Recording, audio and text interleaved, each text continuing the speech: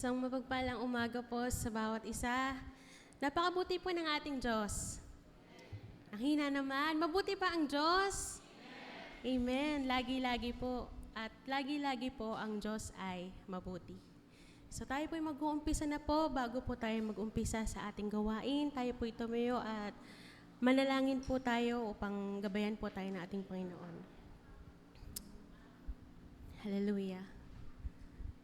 Heavenly Father God, we praise you and we glorify your name, Panginoon, sa umagang ito. Napakabuti mo, Ama. Kayo ay tapat. Kayo ay dakila. Karapat-dapat kayong purihin at sambahin. Maraming salamat, O Lord, sa umagang ito. We thank you, Father God, for your goodness and for your faithfulness, for a new grace and mercy na pinagkaloob niyo po sa amin. Simula po nang bumukas yung mata namin, the very moment we wake up, panibagong pag-asa po ang inilalagay niyo sa aming puso. Panibagong pagkakataon na kami makapagbigay ng mga papurit pagsamba sa iyo. Hallelujah. Thank you, Lord God. Sa umagang ito, Panginoon, kami po ay lumalapit, nagpapakumbaba, inaamin po namin sa aming mga sarili na kami po ay makasalanan. Patawarin niyo po kami, Panginoon, sa amin pong mga naisip, nasalita, mga nagawa, mga nilakaran namin, mga naging maling motibo ng aming puso at isipan. Patawarin niyo po, O Lord, ang bawat isa sa aming mga kahinaan. Maging, Lord, ang aming mga pagkagalit at mga hindi pagpapatawad.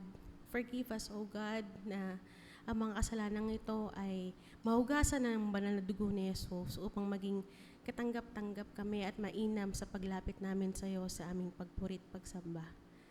Lord, gabayan niyo po kami sa aming gawain. Pinagkakatiwala po namin sa iyo ang aming worship service, ang buong programang ito at mga lingkod mo na tatayo sa harapan. Lord, ikaw po ang makita, ikaw po ang mapapurihan, ikaw po ang maihayag sa aming bahay-sambahan. Higit sa lahat, Lord God, sa aming pong mga buhay. Dalangin namin, Panginoon, ang aming pastor na magbibigay po ng mensahe sa umagang ito. We ask, Lord God, that you give him the knowledge and the wisdom, mga karunungang nagmumula sa iyo, Panginoon, kalakasan, the boldness and the courage, the assertiveness, O God, na sa lahat po ng kanyang bibitawang salita, may his words be seasoned with salt and grace, may kapangyarihan ng mensahe na ayon pong matatanggap sa umagang ito. Bless him, O God. Give him, Lord God, the boldness na nagmumula sa iyo, na matulungan po kami sa aming paglakad sa iyong karunungan, sa paglakad po namin sa iyong mga salita. May the message give us, Lord, encouragement, give us strength, give us comfort sa lahat po ng aming pinagdaraanan sa aming buhay.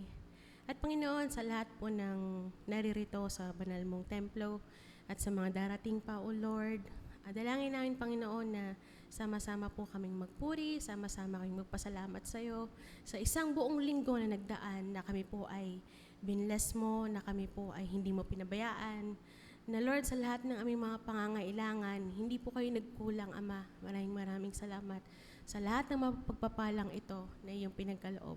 At dalangin namin, Lord, sa mga wala pa po rito, may you give them, Lord, goodwill na makapunta po ng maayos at ingatan niyo po ang bawat isa. Maging ang gawain po namin sa Puray, simultaneously ang aming pastor po na naroroon. May you bless him also, God. May you give him, Lord God, the strength and the knowledge na nagmumula sa iyo.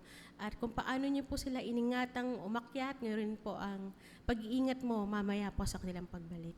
At nawa, Panginoon, sa umagang ito, isang mapagpalang umaga ang aming makisiyahan sa pagkikinig ng salita mo, at marami pa po kaming magawa para sa iyo, sa iyong mga gawain. Ito pong aming dalangin na may pagpapasalamat at papuri sa iyo, Jesus, na aming Diyos at tagapagligtas. Amen and amen. Sige po, sa atin pong pag-aawitan, tayo pong lahat ay umawit at magbigay ng papurit pagsamba sa ating Panginoon. Umikot po tayo at kamayan po natin ang bawat isa. Hallelujah! Purihin ka, O Diyos, sa umagang ito. Yataas ka namin sa aming kalagitnaan. Sa bawat umagang kay ganda, simula nang magpuri sa Kanya, itaas ang kamay at umawit na. Sa bawat araw na dumaraan, Panginoon, Ikaw ang dahilan sa lahat ng ligaya at bawat ngiti. Mula sa labi kong nagpupuri, mula sa labi kong nagpupuri. Jesus, sa buhay ko, Ikaw ang nagbigay ng kulay. Wala sa iyo may pabantay. Jesus, sa buhay ko, Ika'y kumilos at tumapay. Wala sa iyo may pabantay.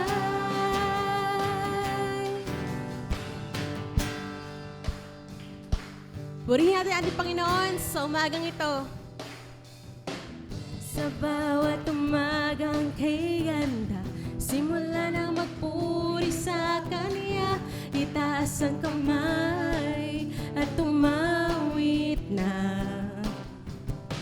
Sa bawat araw na dumaraan, Panginoon, Ikaw ang dahilan sa lahat ng ligaya at bawat ngiti. Mula sa labi kong nagpupuri, mula sa labi kong nagpupuri. Jesus, sa buhay ko, Ikaw ang nagbigay ng kulay. Wala sa iyong may pabantay. Jesus, sa buhay ko, Ika'y kumilos at tumapay. Wala sa iyo may pabantay.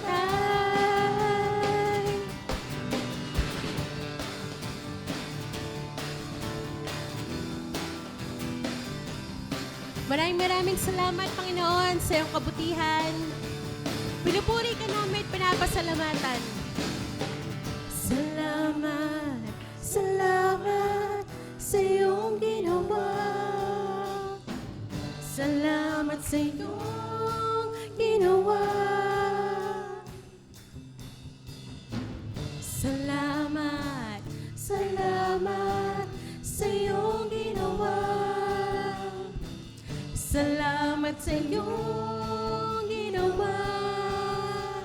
Maraming salamat, Jesus! Salamat, salamat sa iyong ginawa. Salamat sa iyong ginawa. Salamat, salamat sa iyong ginawa. Salamat sa iyong ginawa. Mula sa labi kong nagpupuri, mula sa labi kong nagpupuri. Jesus, sa buhay ko, Ikaw ang nagbigay ng kulay. Wala sa iyo may pabantay. Jesus, sa buhay ko, Ika'y kumilos at tumapay.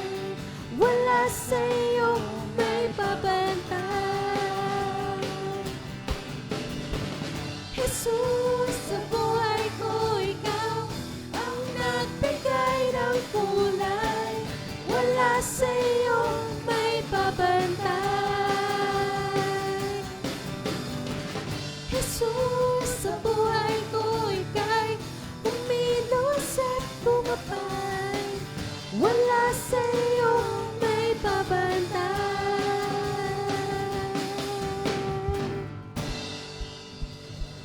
Isang malakas na papuri at pagsamba sa ating Panginoon. patuloy po nating awitan ating Panginoon, patuloy po tayo magbigay ng mga pasasalamat at pagsamba sa Kanya.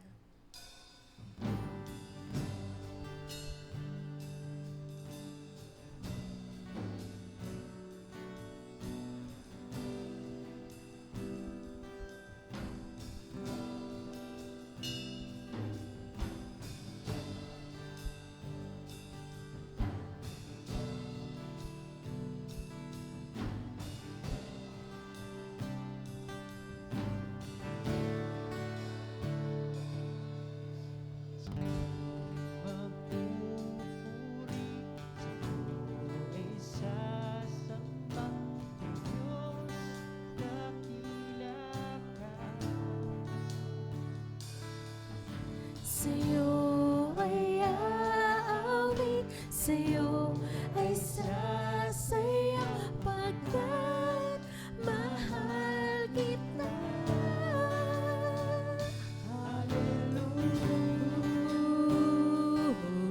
Hallelujah, hallelujah,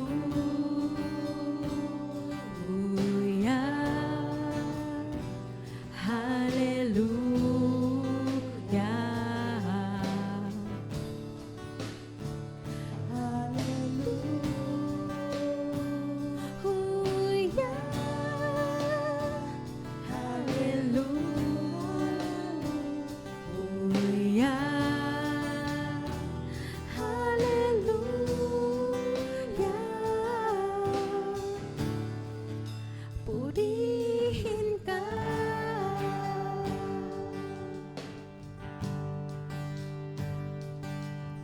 Sa'yo magpupuri, sa'yo ay sasamba, O Diyos, dakila ka.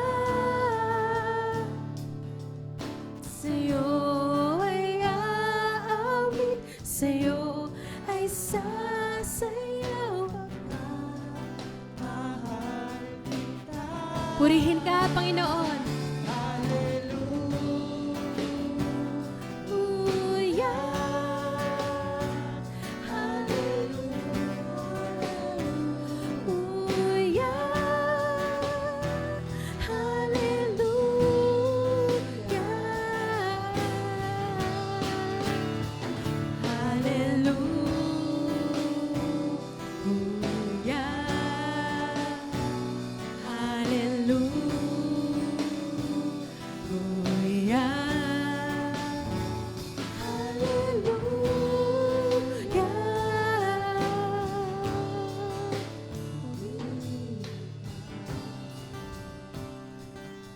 Maraming salamat, O Lord, sa iyong katapatan, sa iyong kadakilaan sa aming mga buhay. Tunay nga, Panginoon, ang pag-ibig mo ay aming nadarama sa bawat oras, sa bawat sandali, Panginoon. Maraming salamat sa iyo, Panginoong Jesus.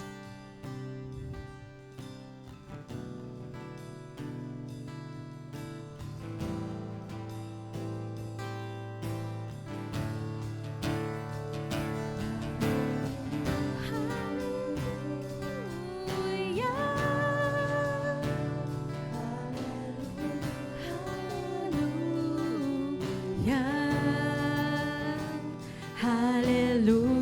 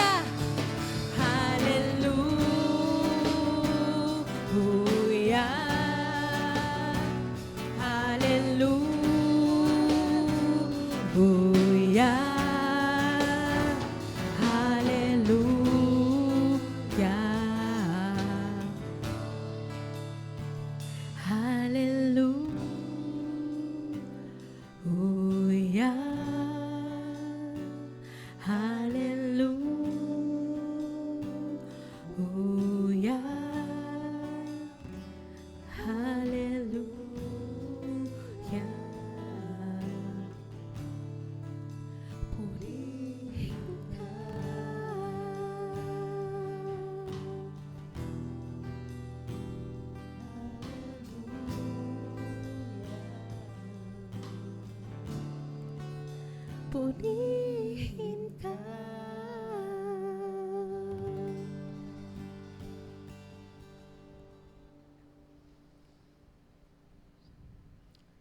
Patuloy po kayo, Panginoon, na nagpupurit, nagpapasalamat.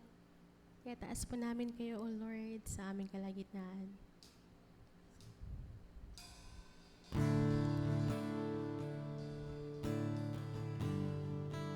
Sa iyo lamang, Panginoong Yesus, natagpuan ang kapayapaan.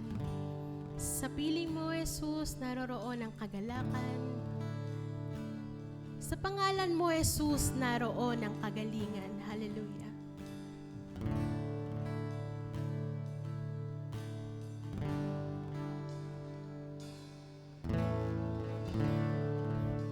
Nabago ang lahat dahil sa iyo.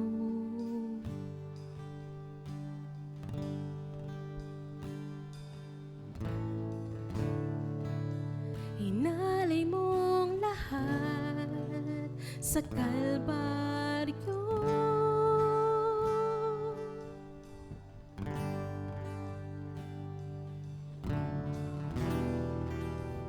Di ko pagpapalit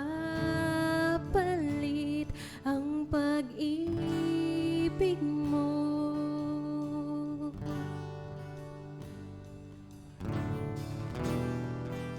Sa yaman at paghanga ng mundo,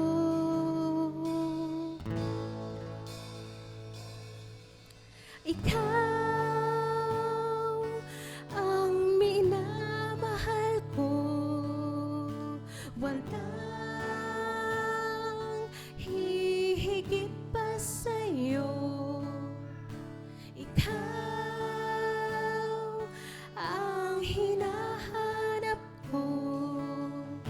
Ikaw lamang sa buhay ko. Ikaw ang inibig ko. Mundo may talikdan ako. Ikaw ang ihahayag ko. Ikaw lamang, Jesus, ang daigdig ko.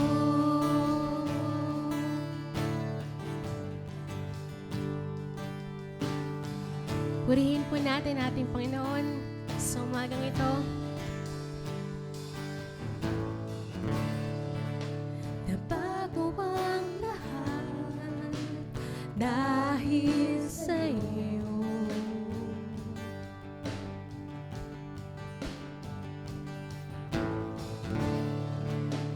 Inalay mong lahat sa Kalbaryo.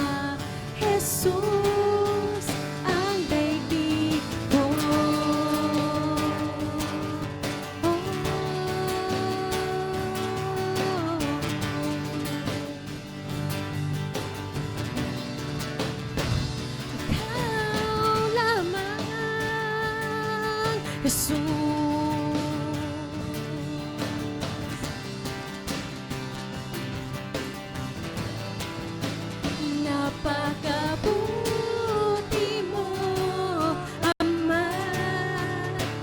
Napakabuti mo, Ama.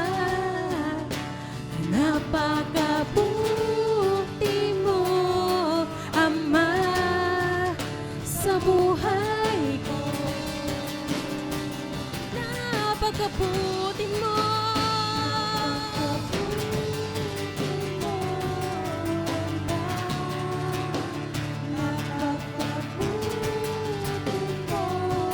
Ama, napakabuti mo, Ama, sa buhay ko.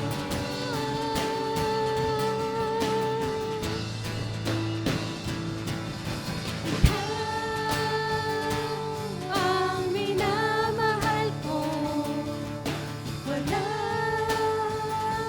hihigit pa sa'yo. Ikaw ang hinahanap ko, ikaw lamang sa buhay ko. Ikaw ang inibig ko, mundo may talikdan ako. Ikaw ang ihahayag ko, ikaw lamang, Jesus, ang daigdig ko. Oh, ikaw lamang, Jesus.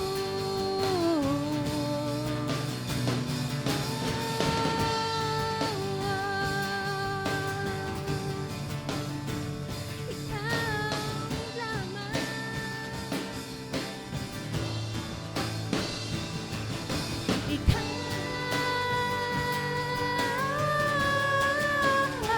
Sabihin po natin sa ating Diyos, Ikaw, Jesus.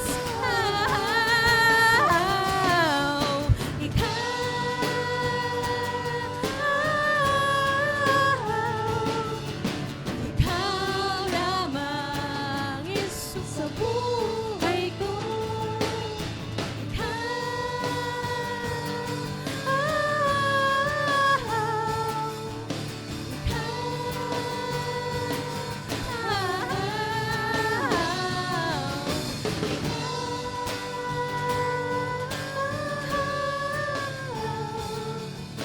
Ikaw lamang, Jesus, ang daigdig ko.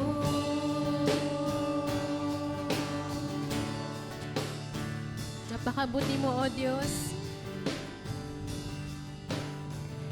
Napakabuti mo, Panginoon, sa bawat isa sa amin. Napakabuti mo. Sa lahat ng panahon, Panginoon, napakabuti mo. Napakabuti mo, Panginoong Jesus. Hallelujah. Napakabuti mo. Napakabuti mo, Panginoon. Hallelujah. Napakabuti mo, Ama. Napakabuti mo, Ama, sa buhay ko. Sabihin po natin, napakabuti mo, Ama. Napakabuti mo, Ama. Napakabuti mo, Ama. Napakabuti mo, Ama, sa buhay ko. Minsan pa, napakabuti mo, Jesus. Napakabuti mo,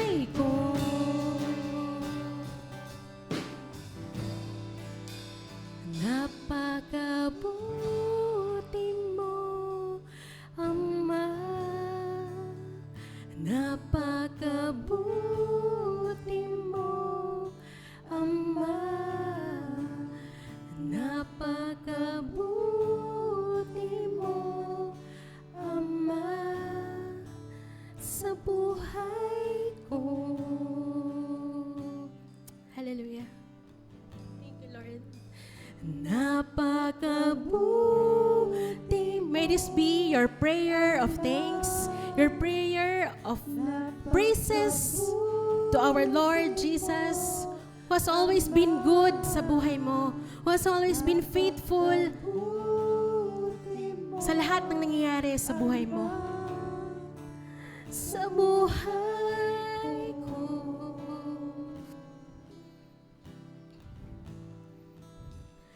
napakabuti mo, Ama. Napakabuti mo, Ama. Napakabuti mo, Ama, sa buhay ko. Pwede ba nating sabihin, napakabuti mo, Jesus? Napakabuti mo, Jesus. Napakabuti mo, Jesus.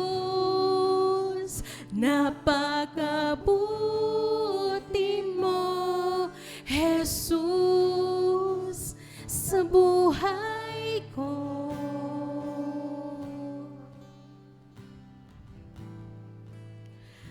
Napakabuti mo, Jesus. Napakabuti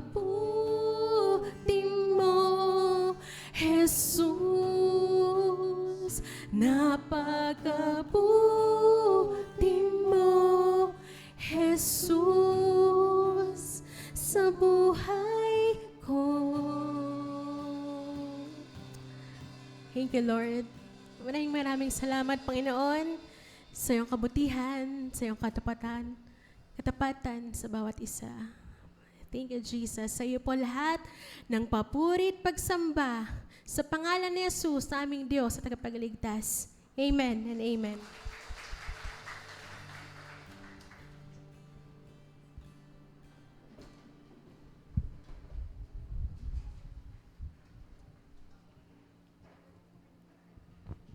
Hello. Ngayon po ay ihanda natin ang ating mga puso sa susunod na ating pagsiservisyo sa Panginoon na i-deliver ng ating mahal na pastor, Pastor Melvin Dizon Bisda. Bago siya umakyat ay panalangin po natin muna siya. Panginoon, dalangin namin na sa umagang ito, Panginoon, tulungan niyo ang aming mahal na pastor po, Panginoon, na ma-deliver niya ang inyong salita ng may katapatan. At higit sa lahat po, Panginoon, may tapang at boldness po, Panginoon. Naway mangusap kayo, Panginoon, ang inyong salita po, Panginoon, ay mamutawi sa kanyang bibig po, Panginoon, upang sa gayon ay pumasok sa aming mga puso, Panginoon. Tulungan niyo rin kami, Panginoon, na maunawaan namin lahat ng inyong sasabihin sa pamamagitan niya po, Panginoon. Tulungan niyo, Panginoon, na ito'y manatili sa aming mga puso upang sa gayon, Panginoon, mayroon kaming sandata sa pang-araw-araw ng pamumuhay espiritual po, Panginoon, at mayroon kami, Panginoon, hawak sa paglakad namin sa mundong ito. Salamat po, Panginoon, sa gagawin niyo sa mensahe ito, sa umagang ito.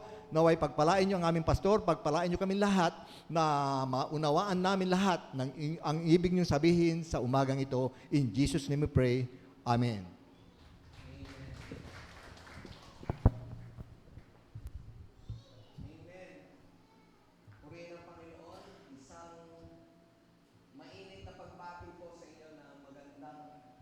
Pagpalang araw po sa bawat isa. Purihin ng Panginoon. Sige po, batiin niyo po yung ating mga kapatiran na katabi natin sa harap, sa likod. Isang mapagpalang araw. Purihin ng Panginoon. Sa buong linggong nagdaan, napakarami ho natin talagang dapat ipagpasalamat sa Diyos. Amen po ba? Sabi nga, God is good. And all the time, God is good. Sa kabila ng matinding init na ating pinagdadaanan, yung panahon natin ho ngayon, yung buong linggong nagdaan, sobrang init. At kanina umaga lamang po, ang forecast nga po na heat index or yung init factor or yung mararamdaman nating init sa mga taga Marikina ay nasa 43. So, 43 Celsius po yan. Nasa ano na po iyan?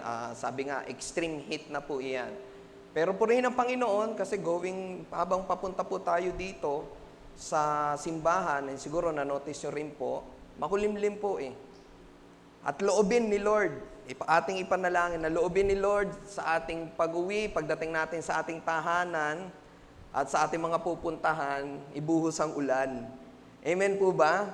Amen. So marami pong itinuturo itong panahon nito sa atin ngayon. Sa pangkalahatan, talagang pinapaalala sa atin na dapat ang kalikasan ating pangalagaan at wag natin ang mga kumbaga ang kalikasan, kumbaga wag natin guluhin ang disenyo ng Panginoon. At tayo bilang mga mamamayan niya, marami itinuturo sa atin ang ating kinakaharap na panahon ngayon. Unang-una, kailangan matuto tayo magtipid ng tubig. Di ba po? May mga taon ho tayong napagdaanan, nagkaroon ho tayo ng rotational na water interruption. Pero during that time, wala pang ganito kainit. How much more yung ganito kainit? Nasa balita nga po, kung napanood ninyo, yung Pantabangan Dam, nung tinayo po siya, simula ho nung itinayo siya or nung itinatag siya, meron ho kasi mga barangay doon na nalubog, which is yung barangay Pantabangan. Sa ilang dekadang lumipas, 3 beses pa lang po muli lumitaw yung barangay, yung simbahan, yung sementeryo. Kasi po nung itinayo po yung dam, napuno siya ng tubig na eh. So nirelocate po yung mga nakatira doon. At ngayon po, ito po yung pangatlong pagkakataon na muling lumitaw yung barangay na yun. Ano po ang ibig sabihin nun? Talagang tagtuyot ho tayo or yung init na ating nararamdaman, yan ang nagiging epekto. Kaya tayo bilang mga anak ng Diyos, matuto tayong magtipid ng tubig kahit na sabihin natin, ay, binabayaran ko naman. Paano kung wala na nga isusupply? Gayon din, di ba po, natuto rin tayong mag-maximize ng kung ano man na meron tayo. Purihin ng Panginoon ang ating simbahan. May aircon ho tayo, no? Hindi man sapat yung lamig na ating nararanasan, may mga electric fan din naman ho tayong nagagamit upang maikalat din ho yung lamig, para ho, kahit paano masabi natin, komportable kami. Minsan ho kasi sa atin, bilang tao, lagi, kumbaga naikukumpara natin yung sarili natin sa mga bagay na alam natin na mas nakakahigit sa atin. Kaya dumarating ang pagkakataon, ang kabutihan ng Diyos, hindi natin nakikita or nabubulag tayo dun sa mga bagay na inaasam-asam natin na sana meron tayo. Pero pag titignan ho natin ang sitwasyon ho natin ngayon at ikukumpara naman natin sa mga tao na wala sa sitwasyon natin or masasabi nating hindi kagaya nating blessed. Marami po tayo sa mga kapatiran sa Marbal na ang simbahan ho nila hindi ho aircon. Ang bubong ho nila walang kisame. Electric pan lang. Sino dito naka-experience na sa bahay, tumapat ka sa electric pan para ka nakatapat sa hand dryer? Amen po ba? Di ba po? Ngayon nga lang po, di ba po, ano yung maganda idinulot nito? Lalo-lalo na sa kagaya ko nagpapapayat. Biro nyo po, pagligo nyo ho, 2-in-1 na. Pagkaligo nyo, para na kayo nag-sauna. Nag-steam bath, di ba po? Nagpupunas ka pa lang ng katawan mo na mawala yung basa sa katawan mo, ang kapalit pawis. Ngayon nga lang din po ako naka-experience sa pinapawisan po yung palad eh. Kaya po mamaya, fist bump na lang ho tayo, no? Maraming bagay na tayong makikita sa kabila ng ating nararanasan, maaaring sinasabi natin, ang hirap talaga. Sobrang init, kaya nag-aalala tayo sa ating mga elderly. Di ba po, na dapat, sige, buksan ng aircon. Kung dati, ang pagbukas ng aircon, 4 hours lang. Ngayon, whole day na.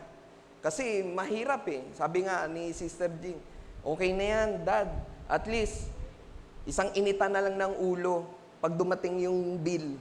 Di ba? Kaysa naman po araw-araw, tapos lagi ho tayo mag-hydrate. Laging paalala din ho sa atin yan. Every time na makaranas ho tayo ng pagkauhaw, it is a sign po na malapit na ho tayo ma-dehydrate. Lalo na po sa mga kapatiran ho natin dito na laging nasa labas, ang trabaho nila ay nasa labas. Di ba po? O kaya may physical activity na ginagawa, dapat every 15 minutes po pala umiinom ho tayo. Kasi masabi natin, ay, hindi naman ako naiihi. Kasi nga ho, sa pawis ho natin lumilitaw or lumalabas ang mga fluids sa ating pangatawan. So, yan yung itinuturo sa atin ni Lord sa linggo nagdaan. At wag ho tayo mag-alala. Sabi ho ng Pag-asa, by month of May, yung first 2 weeks ng Mayo, mas matindi pa daw yung init. O di ba para tayo nagda-dry run na ho ngayon? So at least nare-ready na ho natin. May mga kaalaman na itinuturo sa atin na paano nga ba natin kakaharapin yun? Kasi hindi naman ho tayo pwedeng, Lord, pwede bang i-skip yung first 2 weeks? Ibalik niyo na lang po kami pagdating ng 3rd week na kung saan medyo aayos na daw ang klima at hindi na daw ganun kainit ang panahon. Kaya purihin ang Panginoon sa kabila ng mga challenges na ating kinakaharap sa panahon natin ngayon, patuloy na napakabuti ng Diyos. Maaring hindi man natin nauunawaan ang mga pagkakataon na bakit nga ba nangyayari ito sa atin. Human nature, minsan natututo pa tayo or andoon pa rin yung sa ating likas na naninisi pa tayo, bakit nagkaganito. Pero paalala lagi sa atin ng Diyos, hindi niya tayo iiwan o pababayaan man. Amen po ba? Sabi nga po, krus ni Jesus, kabanalan, runong, ugnayan, at sigasig. Sabi nga po sa aklat ng Mateo 16:24, sinabi ni Jesus sa kanyang mga alagad, ang sinumang nagnanais sumunod sa akin, ay kinakailangang itakwil niya ang kanyang sarili, pasanin ang kanyang krus, at sumunod sa akin. Purihin ang Panginoon. Samahan niyo po ako na basahin ang aklat po ng Hosea sa 2:14-20. Sabi po dito sa aklat po ng Hosea 2:14-20. Ngunit, masdan mo, siya'y muli kong susuyuin, dadalhin ko sa ilang, kakausapin ng buong giliw. Doon ay ibabalik ko sa kanya ang kanyang mga ubasan at gagawin kong pinto ng pag-asa ang libis ng kaguluhan. Tutugon naman siya tulad noong panahon ng kanyang kabataan nang siya'y ilabas ko sa lupain ng Ehipto. 16. Sa araw na iyon, sabi ni Yahweh, ang itatawag mo sa akin ay aking asawa, at hindi mo ako tatawaging Baal, sapagkat ipalilimot ko sa iyo, sa iyo ang mga pangalan ng mga Baal, at hindi na muling ipababanggit ang mga ito. Sa araw na iyon, alang-alang sa iyo, makikipagkasundo ako sa mga hayop sa parang, sa mga ibon sa kalawakan, sa mga nilikhang sa lupay gumagapang. Aalisin ko sa lupain ang pana, ang espada at ang digmaan upang kayo'y makapagpahingang matiwasay. Verse 19, ikaw ay magiging aking asawa magpakailanman, Israel. Mabubuklod tayo sa katuwiran at katarungan, sa wagas na pag-ibig at sa pagmamalasakit sa isa't isa. Ikaw ay magiging tapat kong asawa at kikilalanin mong ako nga si Yahweh. Tayo po'y sumadaling manalangin.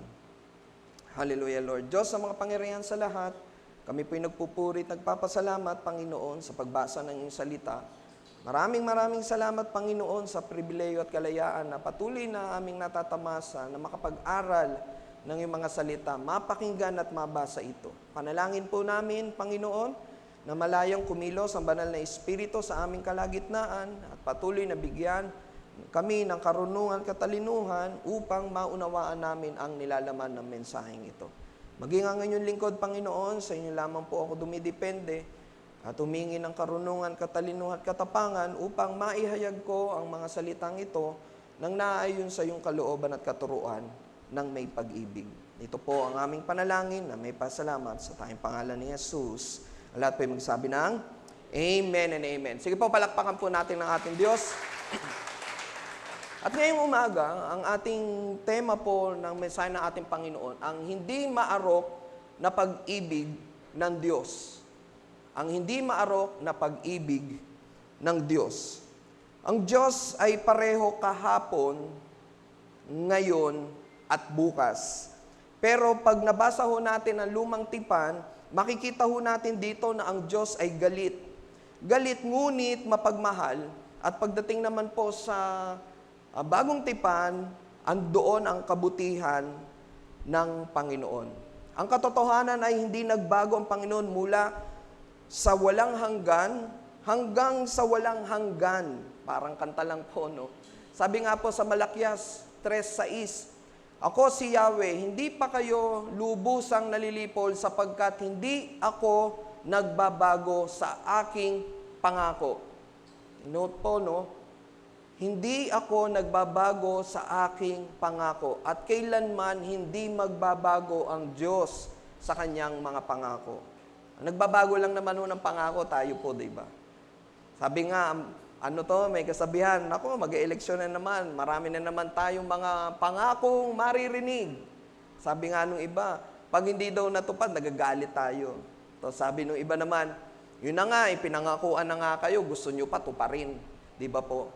Ang Panginoon, hindi. Pag nangako ang Diyos, magtiwala ka lang, manampalataya ka lang, mapangyayari at mapangyayari yan sa buhay mo. Dumarating ang pagkakataon, kaya tayo napoprostrate, kasi we always compare ourselves sa iba. Lalo na pag dumadating ho tayo sa mga kagipitan o karamdaman. Bakit siya, Lord? May bisyo yan, bet hindi siya ang nagkasakit. Bet akong walang bisyo ang nagkasakit. Lord, yan corrupt yan Bakit lalong napagyayaman? Ako nagtatrabaho ng tama. Ako nagninegosyo ng tama, pero hindi ako mapagyaman. Kadalasan, nangyayari sa atin yan kasi dumidepende tayo sa mga bagay na alam natin kaya nating gawin. Hindi tayo dumidepende sa kakayahan ng Diyos. Sabi nga masyado tayong mainipin. Ano po sabi sa aklat po ng awit? 90, 1-2. Panginoon naming Diyos, Ikaw ang aming tahanan, buhat pa ng simulang lumitaw ang aming angkan, wala pa ang mga bundok, hindi mo pa nilalalang, hindi mo pa nililikha itong buong daigdigan, Ikaw noon ay Diyos na, pagkat Ika'y walang hanggan. So, di ba po? Ayan yung mga pangako na pwede talaga nating panghawakan or panampalatayaan na mapangyayari at mapangyayari kasi alam nating may makapangyarihang Diyos. Ang Diyos ay hindi nilikha. Siya ang lumikha. Lahat tayo ay nilikha at pinanatili nating nagbabago at lumalaki. Ngunit ang Diyos ay hindi nagbabago. Siya ay walang hanggan. Sabihin niyo po sa katabi niyo, ang Diyos ay walang hanggan. Hindi siya maaring magbago para sa ikabubuti. Bakit? Perfect na siya. Mabuti na siya. Bakit pa siya magbabago sa ikabubuti? Di ba po? Meron na tayong perfectong Diyos. At pagiging perfecto, hindi siya maaring magbago para sa mas masahol pa. Napakabuti na ng ating Diyos. Hindi magbabago yan hindi mabuti today si Lord sa akin Mali yun. Hindi magbabago ang Diyos sa kabutihan niya sa atin. Ang ating kaginhawahan at ang seguridad ay nasa kamay ng Diyos. Ang katangian ng Diyos ay hindi nababago. Salita ng Diyos, mga layunin, mga pangako, at saloobin niya sa kasalanan ay hindi nagbabago. Pag tayo gumagawa ng kabutihan, yan ang kinagagalak ng Diyos. At iyan ang layunin ng Diyos sa atin. Kasi iyan ang bunga ng pag-ibig ng Diyos sa atin. At in return, yung pag-ibig naman natin sa Diyos, hindi natin namamalayan, unti-unti tayong nagbabago. Naiiba ang mga pananaw natin sa buhay. Kung dati hindi tayo mabait, kung dati hindi tayo mabuti, tayo yung tipong yan, kaya nangyari sa iyo yan. tayo yung nagsasabi na parang inaangat natin ang sarili natin. Ako, kaya hindi ako nagkakaganyan kasi lagi ako nagsisimba. Kaya hindi ko nararanasan yan kasi dumadalo ako sa mga gawain ng Diyos. Pero hindi nagbabago ang ating Panginoon. Kung ano yung kinaglulugdan niya sa atin na kabutihan na ating naipapakita sa ating kapwa, lalo na sa Diyos, ganun din hindi nagbabago ang Diyos pagdating sa mga bagay na hindi nating ginagawa o sa mga bagay na ginagawa nating hindi nakalulugod sa Diyos. Ano po yun? Yun po ang kasalanan. Ang hindi maarok na pag-ibig ng Diyos ay lampas sa pagsukat at kakayahan nating umunawa.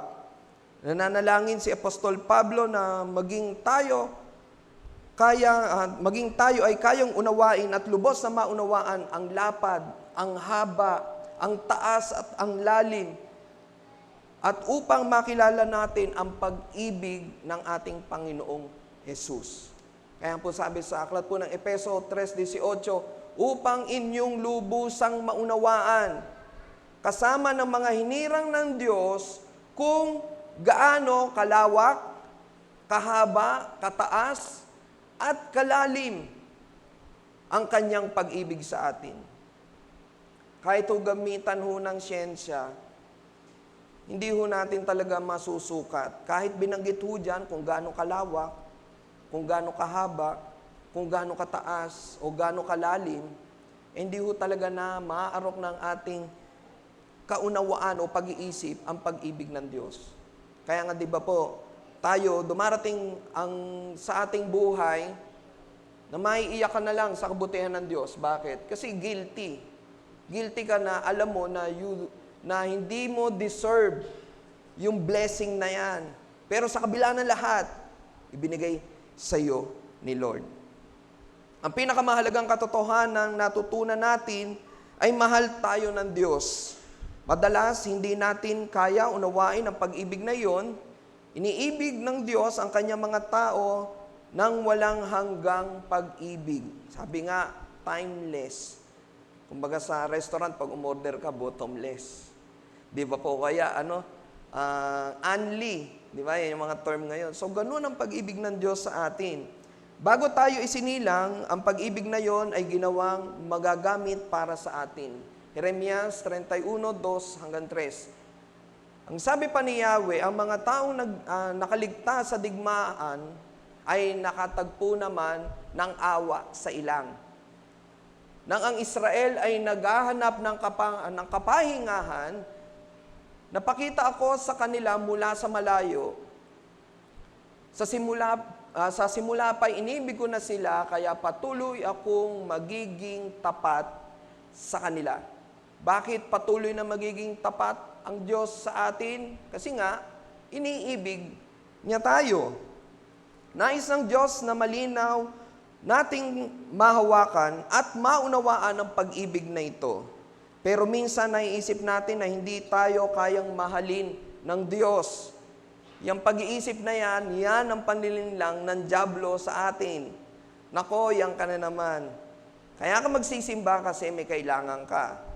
Nako, yan ka na naman. Kaya ka nagdadasal kasi nasa alanganing sitwasyon ka na naman. Iyan ang itinatanim sa atin ng dyablo. Pero hindi iyan ang hangarin ng Diyos sa atin. Tapat at dakila ang pag-ibig niya. Ayan, sa simula pa ay inibig ko na sila. Kaya patuloy akong magiging tapat sa kanila. Hindi naging patuloy na tapat ang Diyos sa atin kasi sumusunod tayo. Kasi simula pa lang, hindi nga tayo masunurin. Simula pa lang, tayo ay nagkasala na o makasalanan na sa harapan ng Diyos. Pero yung pag-ibig na yun nandun. Kaya nga nagkaroon tayo ng Panginoong Jesus. Kaya nga nagkaroon ng krus ni Jesus. Kasi nga, dahil yan sa hindi maarok na pag-ibig ng Diyos Ama sa atin. Ang katotohanan ay marami sa ating mga problema sanhi din ng mga iba't ibang bagay. Tayo rin naman din kadalasan ang gumagawa ng problema. Ngunit sa pagtatapos ng araw, sabi nga, at the end of the day, Saan man natin balibaligtarin, ano man ang ating sitwasyon, mahal tayo ng Diyos. Sige po, sabihin niyo po sa katabi niyo sa kanan, mahal ka ng Diyos. O gayon din, bawi tayo, sabihin natin doon sa kaliwa, mahal ka ng Diyos. Amen po ba? Hindi po ba nakakakilig yun? Uy, mahal ako ng Diyos. Kahit na ako'y makasalanan, kahit na ako'y hindi nakakalakad sa kanyang mga katuruan, pero patuloy na mahal ako ng Diyos. Magandang layunin ang Panginoon sa ating buhay. Hindi natin kailangan magpanggap o magtago sa Diyos. Bakit? Kasi alam ni Lord yung heart natin. Hindi tayo pwedeng mapagpanggap. Kasi, mag-attend ako ng church ngayon eh. Kailangan ganito ko. Kailangan ganitong kilos ko. Pero pag wala na sa church, nasa trabaho na, nasa eskwelahan na, nasa lansangan na, parang iba ang pagkakakilala kay Melvin. Pero pag nasa church, pastor namin yan. Ano namin yan. Mabuting tao yan. Hindi ho natin maitatago iyon. Lagi nga ang pinapaalala sa atin ni Pastor Archie, mas lalo nga na tayo, pag mag-isa na, mas lalo tayong dapat maging tapat sa Diyos. Kasi hindi ho tayo makakatago kahit saan ho tayo magpunta. Maaring yung mga bagay na yung mga accountabilities natin dito sa mundo na ating nilalakaran, maaring mataguan natin yan. Pero sa mata ng Diyos, hindi ho tayo makakatago sa ating Panginoon. Alam ng Diyos ang pinaka mabuting bagay na ating ginagawa. So, ibig sabihin, kung alam ng Diyos ang mga mabubuting bagay na ating ginagawa, alam din ng Diyos ang mga bagay na hindi natin ginagawa mabuti. So, kung tayo man ay may galit sa ating kapwa, kung tayo man ay may galit sa gobyerno, kung tayo man ay may galit sa simbahan, kung tayo man ay may ginagawang kasalanan, lalo na outside our marriage, alam ng Diyos yan. Hindi maitatago yan. Kaya kung tayo may gumawa ng masama sa atin, wag ho tayong mag-alala. Ipanalangin po natin sa Diyos. Kasi alam natin na meron tayong Diyos na tapat, na nakakaalam ng lahat. Kaya, di ba, ano ho natin, yung parang bukang bibig natin mga Pinoy, na pag nagpapaubaya tayo, ano yung sinasabi natin? Inaapa sa Diyos ko na lang. Maaring iba, hindi nila naunawaan yun, na grabe naman, napakabuti naman itong taong to. Halos pahiyain ka na nga eh. Halos bastusin ka na nga. Hindi mo man lang ginantihan. Pero ang sagot, Diyos na ang bahala sa kanila. Pero laging ang paalala ni Pastor Archie sa atin, di ba? Huwag naman natin ipanalangin, Lord, magmumotor siya, Lord, hayaan mo maaksidente. Hindi ganun yun. Ibig sabihin nun, wala na rin ho tayong pinagkaiba sa Kanya. Diba? Nanalangin nga tayo, pero ang panalangin naman natin, mapahamak siya. Hindi na ho tayo naiiba dun sa mga taong nagkasala sa atin. Hayaan natin ng Diyos. Kumbaga may plano si Lord sa mga ganyan. May plano si Lord sa atin. Amen po ba? Sabi nga po, kumbaga, ang unang 3 kabanata ng Hosea ay nakatuon sa suwail na asawa ni Hosea. Sino po yun? Si Gomer. At ito ay pinalawak upang mga hulugan na suwail sa buhay ng Israel at paghatol ng Diyos sa mga susunod na kabanata. So kung babasahin niyo po yung aklat po ng Hosea sa mga susunod na kabanata, sa 3, sa 4, makikita ho natin kung gaano kasuwail si Gomer sa kanyang asawa na naglalarawan na kung gaano kasuwail ang Israel sa Diyos. Ang pinakamalalim na pag-ibig na mailalarawan sa ating mundo ay ang pag-ibig sa pagitan ng mag-asawa.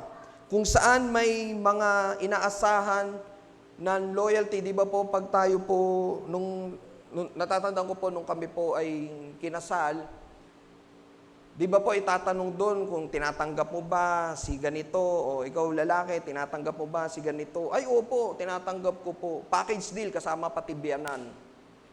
Di ba po? So merong kaakibat yun na dapat sa pag-aasawa, nandun yung loyalty mo sa asawa mo. And then vice versa, ibig sabihin, kayo mag-asawa, andun yung loyalty nyo sa isa't isa na kahit anuman mangyari, kayo pa rin ang magsasama hanggang sa huli. Andoon din ang purity, yung dalisay na pag-ibig, na hindi mo lamang siya inibig dahil kung ano yung meron siya. Hindi mo lang siya iniibig dahil kasi may kapakinabangan ka, kundi dalisay, tapat ang yung pag-ibig sa Kanya. Alam mo sa sarili mo na bigay siya at regalo siya ng Diyos sa iyo. Amen po ba? At pangatlo, siyempre, yung faithfulness, yung katapatan. Regardless kung hindi man kayo magkasama, madestino yung inyong asawa ng ilang araw, buwan o taon dahil tawag ng trabaho, alam natin, makakatulog tayo na mahimbing na ang asawa natin walang ginagawang kalokohan. Kasi alam natin, meron siyang takot sa Diyos. Amen po ba? So, nandun yung faithfulness. Nandun yung katapatan niya sa Diyos. Siyempre, kasunod na doon yung katapatan sa asawa.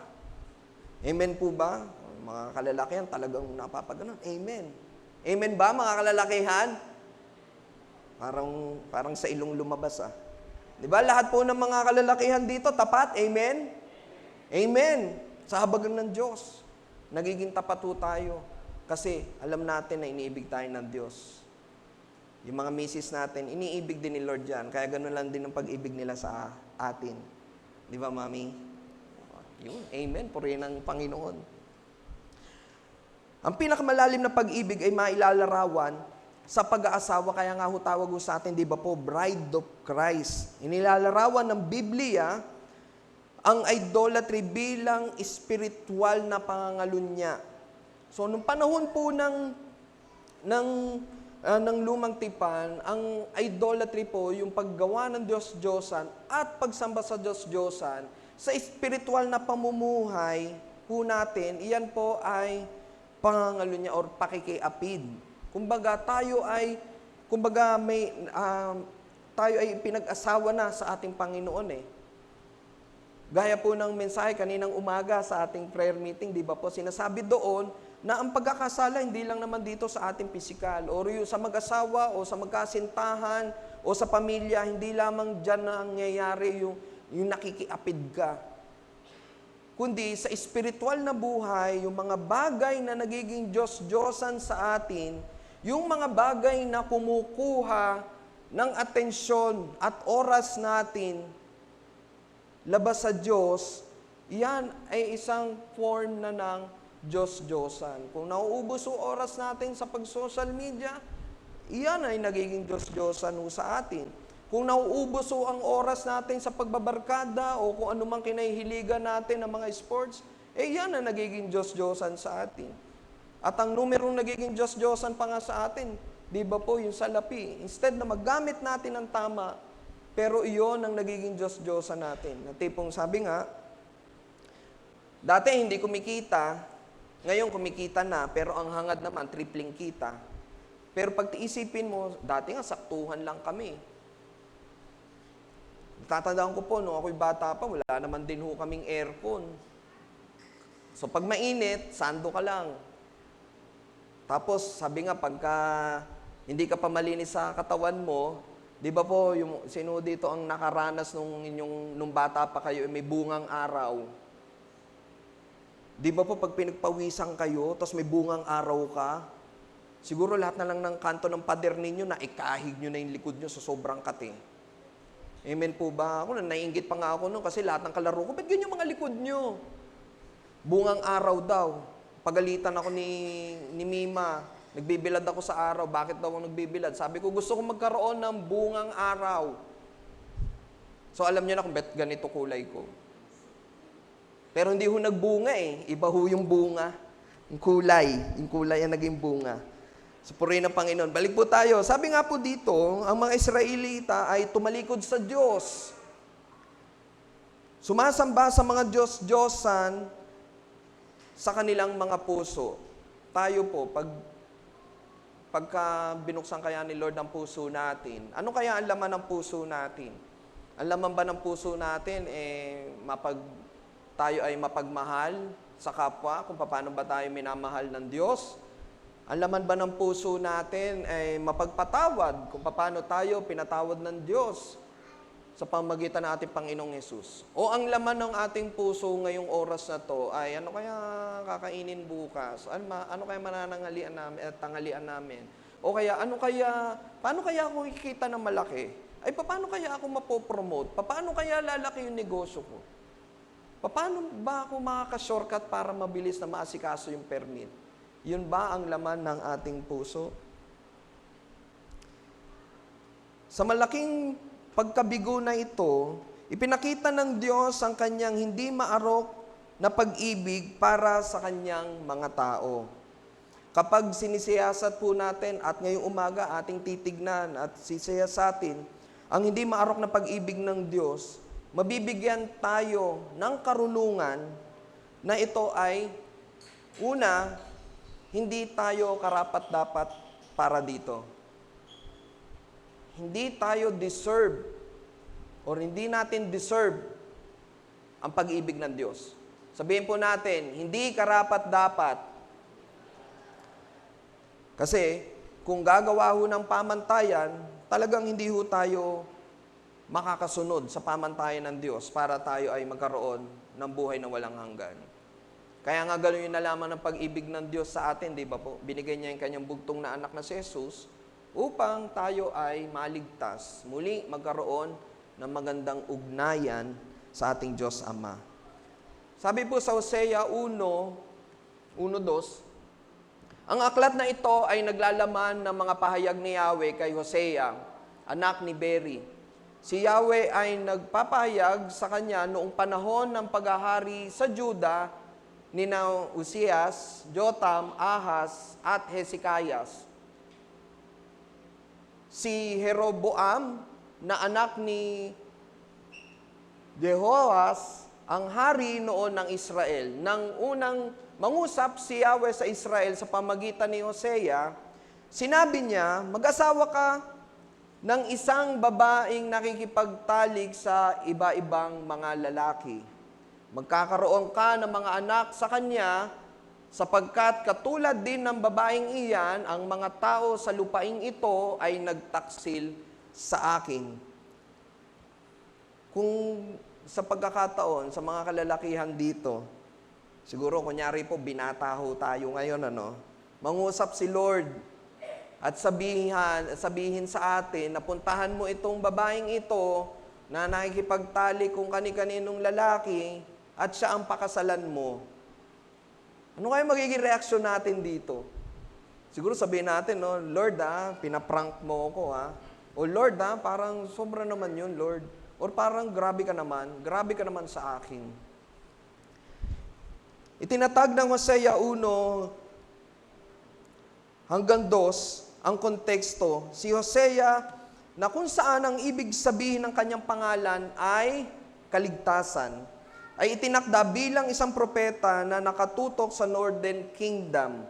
Dapat nating tandaan na pagkamatay ni Solomon, nahati po ang kaharian ng Israel. Ang hilagang kaharian ay tinawag na Israel at ang katimugang kaharian naman ay tinawag na Juda. Akala ng Israel ay okay sila, ngunit tinatawag sila ng Diyos sa pagsisisi. Kaya nga sinabi dyan, sapagkat katulad din ng babaeng iyan, ang mga tao sa lupaing ito, ano po yung lupaing iyon? Yun po yung Israel, ito ay nagtaksil sa akin. Si Hosea ay tinawag upang bigyan ng babala ang mga suwail sa Israel. Ngunit kailangan ni Hosea na maunawaan ng lubos ang puso ng Diyos. Kung tayo lalagay siguro kay Hosea, talagang mapapaisip tayo, parang pambihira naman, ang tindi naman yung ipinapagawa sa akin. Pero may itinuturo ang Diyos kay Hosea at sa Israel. Ang hilagang kaharian ng Israel, ay sinabi ng Diyos kay Hosea na pakasalan si Gomer, na nangangalo niya, nagdudulot ng mga problema kay Hosea. Sa lumang tipan, ang pangangalo niya po ay tumutumbas sa idolatry. Ang Diyos-Diyosan ay anumang bagay na mas mahal natin kesa sa Diyos. Kaya nga pag self-check tayo. Gaano ba ako katagal makipag-usap kay Lord sa pamamagitan ng prayers? Gaano ba ako katagal magbasa ng kanyang mga salita at pinagbubulay-bulayan? Gaano ba ako kadalas na nag-social media? Gaano ba ako kadalas nagbibisyo? Gaano ba ako kadalas na nasa labas ng tahanan, hindi kasama ang aking pamilya? Doon lang po makikita na ho natin at masusukat na ho natin na nagtataksil ba ako sa Diyos? Sa lumang tipan, ang pangangalo niya ay katumbas ng idolatry. At sa panahon ho natin ngayon, yung mga bagay na kumakain ng ating atensyon, mga bagay na umuubos ng oras natin para tayo ay malayo sa Diyos, iyan ang nagiging Diyos-Diyosan sa ating buhay. At tayo ay spiritual na nakikiapid. Ang Diyos-Diyosan ay anumang bagay na mas mahal natin kaysa sa Diyos. Walang karumal-dumal sa paningin ng Diyos at sa mga tao gaya ng pagsamba sa mga Diyos-Diyosan, kung saan ibinibigay ng mga tao sa nilalang ang karangalang karapat-dapat lamang ay ibigay sa lumikha. Minsan, makikita mo may mga success stories. Tayo bilang Christian, di ba po pagka nakakapanood ho tayo ng mga ini-interview, either nag-champion sa sports, umasenso sa negosyo, bilang Christian, di ba may iniintay ho tayo doon? Na sana bago matapos yung interview, ano yung sasabihin ng taong successful? Pero ang lahat ng ito'y pinagpapasalamat ko sa Diyos. Kaya di ba pag hindi nabanggit yon, parang nakakalungkot. Di ba? Na ang panalangin natin, Lord, sana makilala ka niya. At kung personal naman natin na ito ay kakilala, sana magamit tayo ni Lord na makakilala siya sa Diyos. Kasi nga, hindi naman mapangyayari yun kundi sa habag at grasya ng Diyos. Kaya wag tayo makakalimot. Kung maaari ngayon, nasa maliit na o mababang posisyon tayo sa ating trabaho, sa lipunan, si Lord ang nakakaalam. Si Lord ang nakakakita ng puso natin. Kung gusto ba nating ma-promote, ang tanong, next question doon, ano ba layunin mo? Bakit mo gustong ma-promote? Kung tumatakbo ka sa public office, ano ba talagang layunin mo? Makatulong po. Pero ang tanong, ano ba talagang layunin mo bukod sa pagtulong? Ito ba'y bukal sa iyong kalooban? Or meron ka bang, sabi nga parang, baka naman may hidden agenda ka. Kaya gusto mong makamit yung inaasam-asam mo na bagay na yan.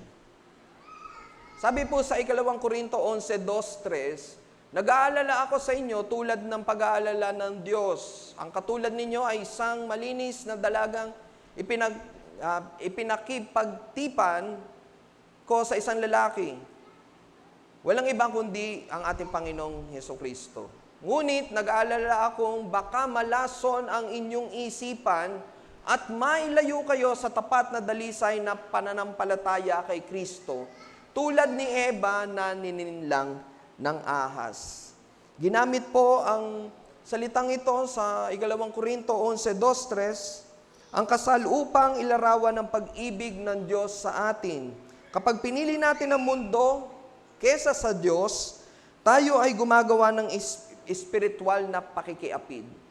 Sabi nga po sa Santiago 4:1-4, saan nanggagaling ang inyong mga alitan at pag-aaway? Hindi ba't nagmumula iyan sa pagnanasa, naglalaban-laban sa inyong kalooban? Maaring ilan sa atin dito naka-experience yan. Pamilya, naglalaban-laban, nagkakaroon ng tampuhan, nagkakaroon nagkakagalit-galit. May mga pagkakataon talagang nakikita natin sa TV po, di ba? Sa balita na nagkakadimandahan pa. Dumating pa nga ang pagkakataon na meron tayong nakita na pinapatay pa yung magulang niya. Bakit? Kasi naglalaban-laban sa makamundong hangarin. Meron kayong ninanasa, ngunit hindi ninyo makamtan. Kaya't pumapatay kayo, mapa sa inyo lamang iyon. Parang sa trabaho, instead na magtrabaho ka, nakapokus ka kay Lord, na ginagawa mo yung trabaho mo para kay Lord. Pero dahil gusto mo yung posisyon na yon, Minsan, sisiraan mo pa yung katrabaho mo. O kaya pag may nakita kang mali, doon sa kakumpetensya mo sa posisyon, yung sinusumbong mo pa sa boss mo. Na, sir, nakita ko si isang araw, sir, ganito ginawa. Sir, ganito po, gato ganyan. Di ba po? So, ganun nga ba? May mga bagay na gustong-gusto ninyo, ngunit hindi ninyo maangkin. Kaya kayo'y nagagalit at naglalaban-laban. Pag nakita yung kapitbahay, may bagong sasakyan, nangingit-ngit. Kasi nandun, nangingibabaw yung inggit. Yun lang naman ang trabaho niya na. Palibasa sa gobyerno nagtatrabaho yan. Yun, dami kaagad itinatanim sa atin, ng diablo, dati naman di ganyan yan, nung nanalo lang yan, biglang yumaman. So, nagko-conclude, sabi nga, tayong mga Pilipino daw, ang bilis natin, para tayong mga manghuhula, nakikita na kagad natin yung future. Nako, tingnan nyo, nanalo yan. Tingnan nyo, ilang taon lang yan. Bago na sakyan yan, may bagong bahay na yan, pa-travel-travel na lang yan. Kaya kayo'y nagagalit at naglalaban-laban, hindi ninyo makamtan ang inyong ninanais dahil hindi kayo humihingi sa Diyos. At humingi man kayo, wala rin kayong natatanggap dahil hindi tama ang inyong layunin. Humihingi kayo upang mapagbigyan ang inyong kalayawan. Mga taksil, hindi ba ninyo alam na kapag nakikipagkaibigan kayo sa sanlibutan, ay kinakaaway naman ninyo ang Diyos? Ang sinumang nagnanais ng kanyang na maging kaibigan ng sanlibutan, ay magiging kaaway ng Diyos. Yung sanlibutan po na tinutukoy ho dito, hindi ho ito yung tao na hindi Christian. Ang tinutukoy ho dito, yung sanlibutan, yung kasalanan. Yung nangyayari sa ating mundo na to na parang if you can beat them, join them. So pag tayo sumama doon, yun na yun. Nakikiapid na tayo. Instead na tayo ang maging instrumento ng Diyos na maunawaan nila ang pag-ibig ng Diyos upang yung mabuting bagay o yung mabuting regalo na ating natanggap ay maibigay natin sa kanila, tayo pa ang nasama. Hallelujah. Ang kasalanan ay hindi pagsuway sa Diyos. Ito rin ay nakakasira ng puso ng Diyos. Kumbaga, hindi lamang yan, yung pagsuway natin sa Diyos, hindi makakasama kay Lord yan. Makakasama yan sa atin, yung relasyon natin sa Diyos. Kasi nasasaktan ang Diyos sa ginagawa sa natin. Kumbaga, nakakasira sa puso ng Diyos. Sinunod ni Hosea ang Diyos, binigyan din ng Diyos ng pangalan ng mga anak ni Hosea. Yung isang anak niya po dyan, si Ejet, ay Jezreel pala. Si Brother Ejet. So sabi dyan, Jezreel, upang ipakita na aani tayo ng mga bunga na ating tinanim. Sabi nga, what you sow, you reap. So kung nagtanim ka ng mabuti, aani ka ng mabuti. Kung nagtanim ka ng kasamaan, aani ka ng kasamaan. Parang sa mundong ating nilalakaran, yung iba ang tawag doon, karma. Di ba po? Bad karma. So kung gumawa ka ng mabuti, may good karma daw. Si Lo-ruhama naman, hindi kahabagan, at yung isang anak na si Lo-ammi, hindi ko bayan. Lahat na makahulugan para sa kaguluhang pagdadaanan ng buong bansa, hindi tayo karapat-dapat sa pag-ibig na ito. Lahat ng makahulang para sa kaguluhang pagdadaanan ng buong bansa, hindi tayo karapat-dapat. Ngunit minahal tayo ng Diyos noong tayo'y makasalanan pa. Take note po, minahal tayo ng Diyos nung tayo'y makasalanan pa. Roma 5:8, ngunit pinatunayan ng Diyos ang kanyang pag-ibig sa atin nang mamatay si Kristo para sa atin noong tayo'y makasalanan pa. Bakit po, Brother Megs? Hindi na ba tayo makasalanan ngayon? Sa mata ng Diyos, hindi na ho tayo makasalanan pa dahil kay Kristo. Pero kung wala si Kristo sa atin o sa puso natin, ang nakikita ng Diyos sa ating kasalanan natin. Araw-araw naman ako nagkakasala at nagkakasala pa rin. Pero ang maganda, dahil may Kristo tayo sa ating puso, ang nakikita ng Diyos Ama sa atin, hindi tayo. Hindi na yung kasalanan natin, kundi ang ating Panginoong Jesus. Kaya nga siya ang daan, di ba po, patungo sa Ama. Siya ang buhay at ang katotohanan at walang sinumang makakarating or makakalapit sa Diyos Ama, kundi sa pamagitan ng ating Panginoong Jesus. Ngunit sa tuwing tayo nagkakasala, ito ay nagdudulot ng sakit sa puso ng Diyos. Pangalawa, matyaga sa kabila ng lahat. Hosea 2:2, pakiusapan mo ang iyong ina, pakiusapan mo siya sapagkat hindi ko na siya itinuturing na asawa at wala akong kaugnayan sa kanya. Pakiusapan mo siyang itigil ang pangangalo niya at tigilan ang kanyang kataksilan. God's love is willing to run after and pursue us. Kahit saan tayo magpunta, hindi ho tayo iniiwan ng Diyos. Tayo po ang nang-iiwan, hindi po ang Diyos. Iniwan siya ng asawa ni Hosea para sa isa pang kasintahan. Inutusan ng Diyos si Hosea na tumakbo patungo sa kanyang asawa at patuloy na umalalay sa kanya. Hirap po, no? Siya na yung pinagtaksilan, pero siya pa rin ang susuyo. Isang larawan ng hindi maarok na pag-ibig ng Diyos. Mahal niya tayo kung ano tayo. Ngunit hindi rin niya tayo hahayaang manatili kung ano tayo. Ibig sabihin, minahal tayo ng Diyos nung tayo'y makasalanan pa.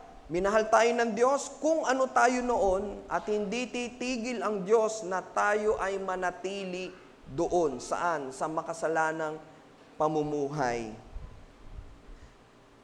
Harapin ng Diyos ang Israel upang ipaunawa sa kanila ang kanilang maling gawain at ipakitang sinusuportahan niya sila sa lahat ng kanilang paghihirap.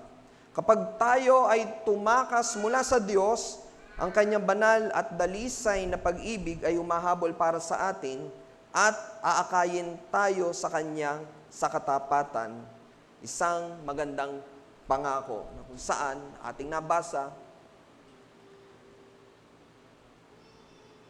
ikaw maging tapat kong asawa at kailanman kikilalanin mong ako nga si Yahweh. Ikaw maging asawa, magpakailanman, mabubuklod tayo sa katuwiran at katarungan sa wagas na pag-ibig at sa pagmamalasakit sa isa't isa. Take note po na hindi sinabi diyan na pagmamalasakit sa iyo or pagmamalasakit sa akin. Ang sinabi, pagmamalasakit sa isa't isa. Kaya nga 'di ba, sa hirap at ginhawa, in good health and in sickness, dapat magkasama. Pangatlo, mapagtubos na pag-ibig. Lumubog ng gusto si Gomer, anupat nagpasya ang kanyang asawa na ibenta siya bilang isang alipin. Ngunit inutusan ng Diyos si Hosea na tubusin si Gomer. Sabi po sa verse 1-3 ng Hosea 3, sinabi sa akin ni Yahweh, umalis kang muli at ipakita mo ang iyong pag-ibig sa iyong asawa, bagaman siya'y nangangalo niya sapagkat mahal pa rin ni Yahweh ang Israel kahit na sumamba sila sa ibang mga Diyos at laging naghahandog ng mga ito ng tinapay na may pasas. Kaya't binili ko siya ng halagang 15 pirasong pilak at 150 kilong sebada. At sinabi ko sa kanya, manatili kang tapat sa akin, huwag ka ng mga lunya o makipagtalik sa ibang lalaki, ako ang magiging tapat sa iyo. sa mga kalalakihan, kung ito po ay mapangyayari sa atin, parang napakahirap po, no?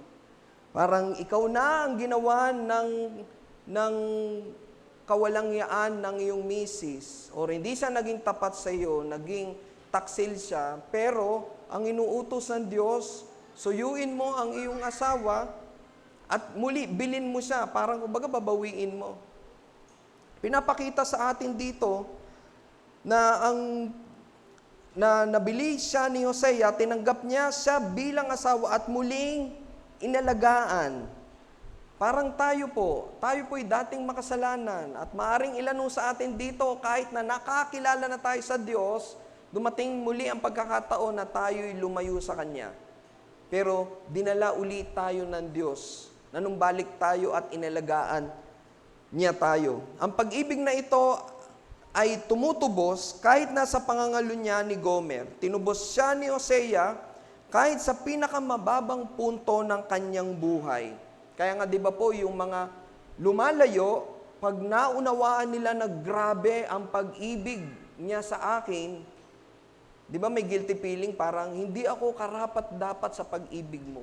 Kasi nakikita niya na ganun kadalisay, ganun katapat ang pag-ibig nung asawa niya sa kanya. At tayo ganun din sa Diyos.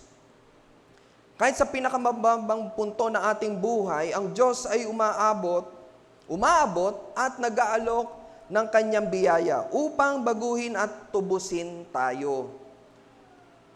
At ang mga tao maaaring sirain dahil sa kakulangan ng karunungan.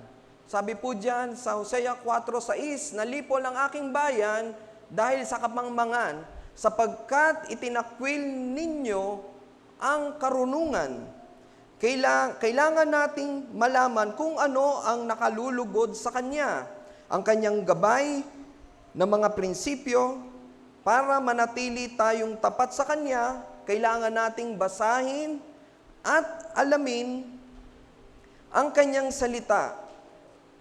Inaalala natin ang Diyos. Sabi po dito sa 11:1-3, nang bata pa ang Israel, siya'y aking minahal at tinawag ko na aking anak mula Ehipto. Ngunit habang siya'y tinatawag ko, lalo naman siyang lumalayo. Lagi na lamang siyang naghahandog sa mga Baal at nagsusunog na insenso sa mga Diyos-Diyosan. Ako ang nagturo kay Ephraim na lumakad, inakay ko siya sa kanyang paghakbang, ngunit hindi niya kinilala ang pag-aalaga ko sa kanya. Kung ilalagay ho natin ang ating sitwasyon, eto ho tayo. Inaalagaan tayo ng Diyos, hindi tayo pinababayaan, pero patuloy pa rin tayong nagkakasala at hindi lumalakad sa kanyang mga katuruan at kalooban. Hindi natin nakikita ang mga bagay na mabubuting nangyayari sa ating buhay. Kasi iyan ang tinuturo ng dyablo sa atin. Natignan natin yung mga bagay na alam natin na nagpapahirap sa atin. Nililin lang tayo ng dyablo na, iyan ba yung Diyos mo? Alam mo buhay yung Diyos mo? Kung kailan ka pa naging born again, tsaka ka pa nagkaganyan-ganyan. Noong dati namang hindi ka born again, maayos ang iyong pangangatawan, maayos ang iyong kalusugan. Di ba po? Parang yung ating kapatid sa pananampalataya, si Manny Pacquiao. Kung kailan na born again, di ba doon nagtatalo? Kaya nga ano sabi ng mga taong nakapalibot sa kanya, buti pa nung hindi ka napapalibutan ng mga pastor nananalo ka Even yung nanay niya, di ba, ang iingay doon ng mga pastor kasi pinag-pray si Pacquiao. Pero purihin ng Panginoon yung habagat grasa niya, nanatili ang ating kapatid sa pananampalataya niya sa Diyos. Nakakalimutan natin ang Diyos ang nag-aayos ng takbo ng mga bagay o takbo ng ating buhay. Pababayaan ba kita, Ephraim? Ikaw ay ibibigay ko sa kaaway, Israel? Maitutulad ba kita sa Adma? Magagawa ko ba sa iyo ang aking ginawa sa Seboim? Hindi ito kayang gawin ng puso ko. Kabagang ko'y nananaig. Napakaganda po nun, Nananaig ang kahabagan ng Diyos sa atin. Kaya talagang hindi ho natin maarok ang kabutihan ng Diyos sa ating buhay. Nakakalimutan natin ang Diyos kapag maayos ang takbo ng ating buhay. Nakakaluwag-luwag tayo ngayon, okay lang. Naaalala lang natin ang Diyos pagka nandyan na tayo sa oras ng kagipitan. Malakas ang ating pangangatawan ngayon, nakakalimutan natin ang Diyos. Hindi tayo nakakabangon, hindi tayo nagsisimba. Pero pag dumating ang pagkakataon na tayo ay nasa banig na ng karamdaman, doon natin naaalala ang Diyos. Hindi ko makakalimutan yung sinasabi ni Pastor Noli sa akin noon, sa atin, na pag tayo binigyan ng karamdaman ng Diyos, inilagay tayo sa banig ng karamdaman, wala na tayong ibang makikita pa, kundi ang ating paningin ay nakatuon na lang sa taas. Bakit? Kasi nga, nung time na hindi ka nakaratay sa higaan, kung ano-ano ang iyong nakikita. So ngayon, pag humiga ka nga naman, sa taas ka na lang nakatingin. So hindi natin iyon nakikita. Sabi nga po sa Hosea 13:6, ngunit nang kayo'y mabusog ay naging palalo at kinalimutan na ninyo ako.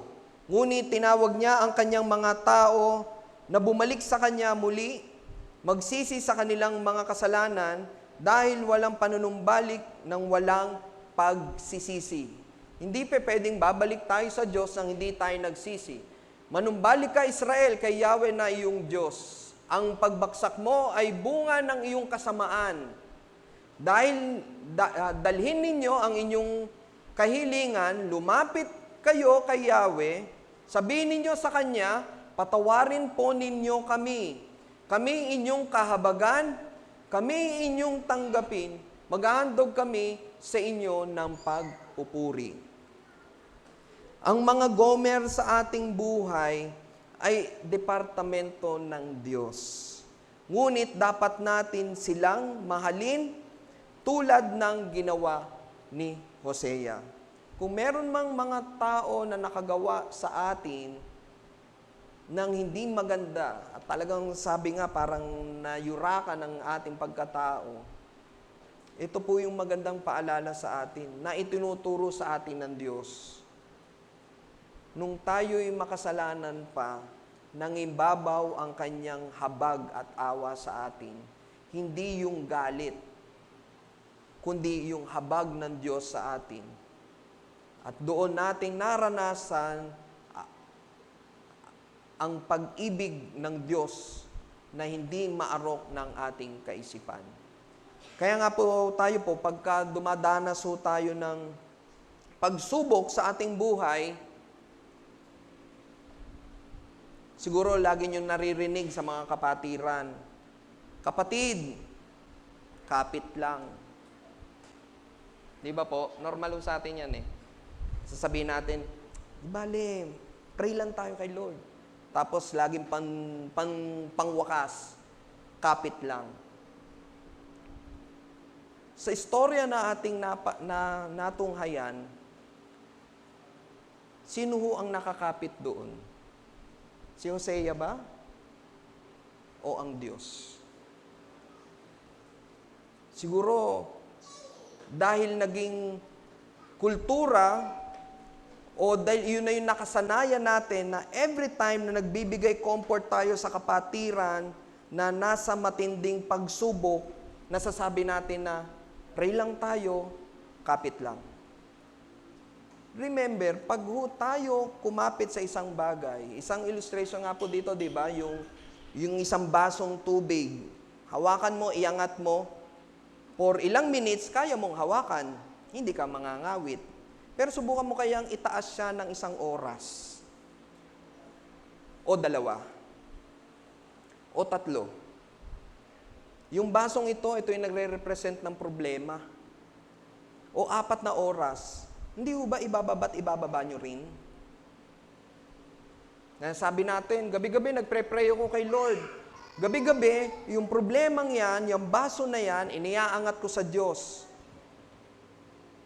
At sa aking pagtulog, ibinibigay ko sa Kanya. Pero ang problema, pagising sa umaga, yung basong yan, kukunin mo uli sa kamay ng Diyos at ikaw uli ang hahawak. So bakit hindi natin tanggapin sa sarili natin na hindi natin kayang ayusin yung problema na meron tayo ngayon? Bakit hindi natin tanggapin with all humility, Lord, hindi ko na kayang kumapit. Kaya nga minsan nakakalungkot eh. Pag yung kamag-anak mo may sakit, alam mo talagang malapit na kunin ni Lord. Lalo na pag hindi na nagre-respond, ano yung sinasabi pa natin, or binubulong, or naririnig natin, laban lang. Kalooban ba ni Lord yun? Eh, kung ang kalooban na ni Lord, tawagin na siya, ba't pa siya lalaban? Tapos pagka namatay, ano sabihin natin? Eh di talunan, kasi namatay. Kahit anong laban gawin niya eh namatay nga eh di talunan. Isa lang ang ibig sabihin nito, wala nga tayong magagawa. Habag lang ng Diyos ang ating kailangan. Bakit hindi natin tanggapin, Lord, wala kaming magagawa? With all humility, Lord, hindi ko kayang kumapit ng matagal. Ano ang panalangin natin? Lord, wag mo po akong bibitawan.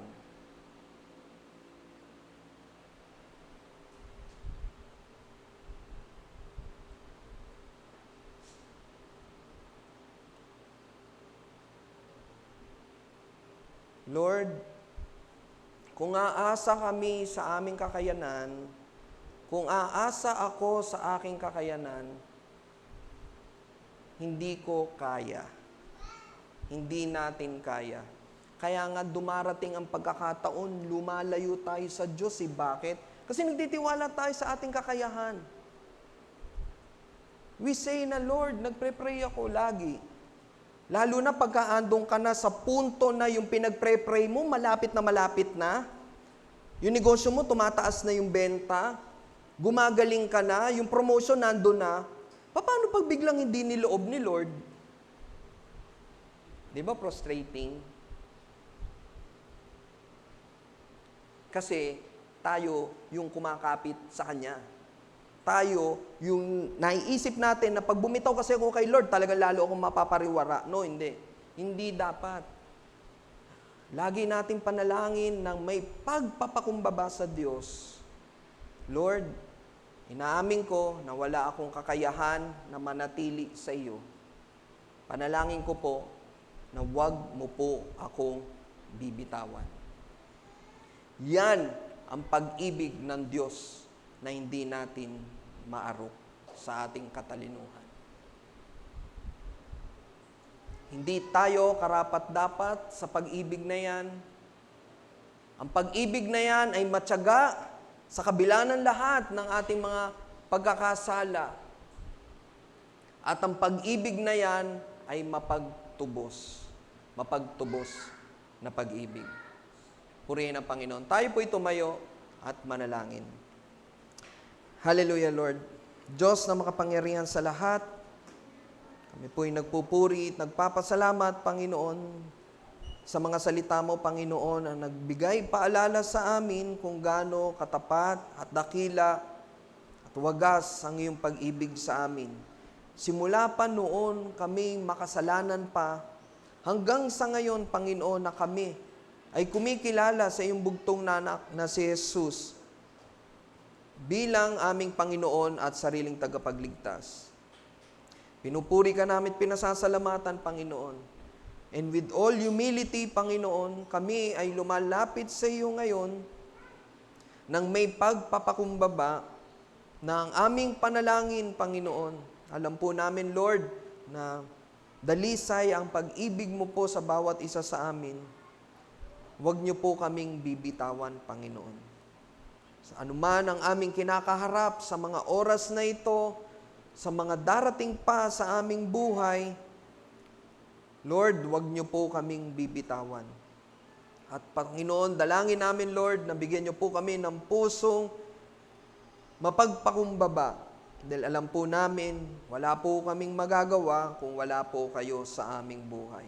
At patuloy, Lord, na bigyan niyo rin po kami, Panginoon, ng pusong mapagpasalamat. Dahil anuman, Panginoon, ang mapangyari sa aming buhay, mabuti man o hindi mabuti, purihin ka, Panginoon. Dumating man kami, Panginoon, sa kagipitan o nakakaluwag kami sa buhay, purihin ka, Panginoon. Patuloy, Lord, nabigyan niyo po kami ng pusong mapagpatawad. Gaya po ng pagpapatawad niyo po sa amin sa pamagitan po ng aming Panginoong Yesus. Dahil alam po namin, hindi rin po kami karapat-dapat sa mga ito. Ngunit, dahil sa dakilang pag-ibig mo, binigay mo ang iyong bugtong na anak na si Jesus, at ang kapatawarang aming inaasam-asam ay aming nakamtan sa pamagitan niya. Sa pangalan ni Jesus. Kaya Lord, patuloy na gabayan kami ng banal na Espiritu, maisapamuhay po namin ang mga aral na aming natanggap ngayon sa habag at grasya mo, Panginoon. Kami makapagpatuloy na ang aming tuon at pansin ay nasa aming Panginoong Hesus lamang. Kami ay patuloy na magbibigay ng papuri, pasalamat at pagsamba sa tayong pangalan ni Jesus. Ang lahat ay magsabi ng Amen and Amen.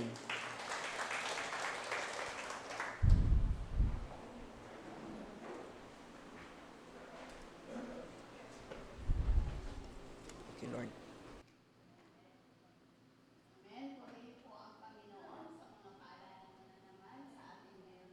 Ito, ngayon po ay dadako tayo sa isang gawain na napakahalaga. Tayo po ay manalangin.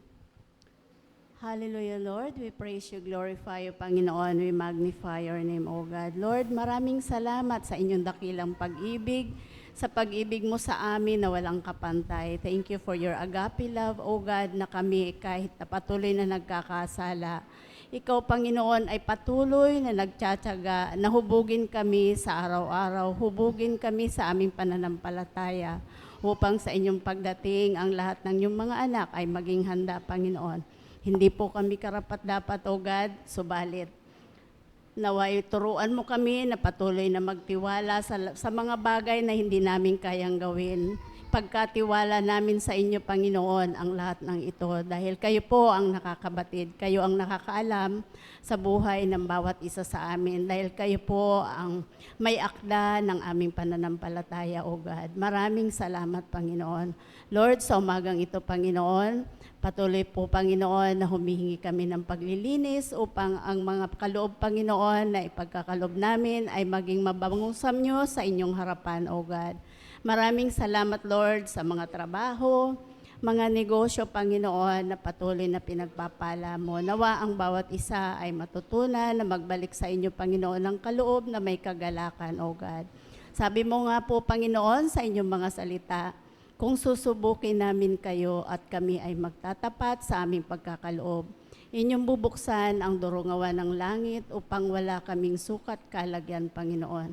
Maraming salamat, O God, sa mga gagamitin mo sa umagang ito. Bigyan mo po kami ng kagalakan at naway makita namin ang binigay mong halimbawa sa isang balo, Panginoon, na ang kanyang huling sintimo, Panginoon, ay binigay niya sa inyo, Panginoon. Ang nag-iisang kayamanan niya ay pinagkaloob niya sa inyo, O God. Lord, kami po, Panginoon, ay mapalad dahil kami ay may mga trabaho, kami ay may mga negosyo.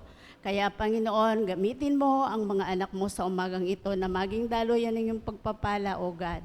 At ang mga wala pa pong kakayahan na magkaloob, O God, kayo po ang magbigay ng desire ng kanilang mga puso na makasumpong ng trabaho upang maging daluyan din ng iyong pagpapala, O God. Dalangin din po namin nawa ang mga kaloob na ito, Lord, ay magamit sa patuloy na ikalalago ng inyong ubasan, O God. Sa iyo po ang papuri at pagdakila. Ito po ang aming dalangin sa pangalan ni Jesus. Amen.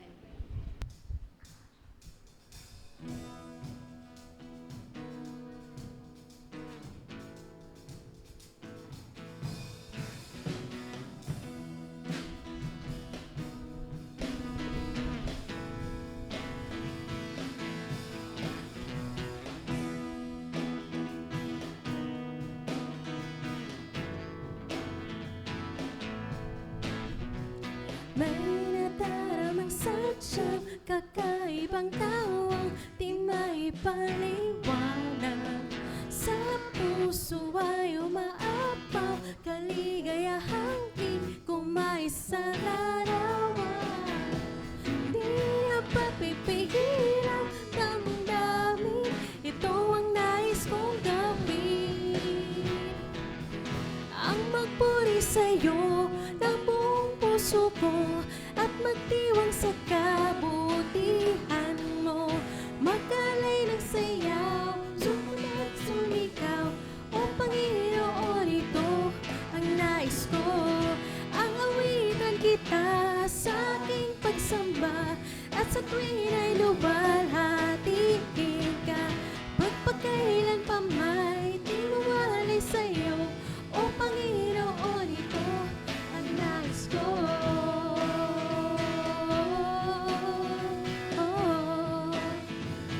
Ito ang nais ko.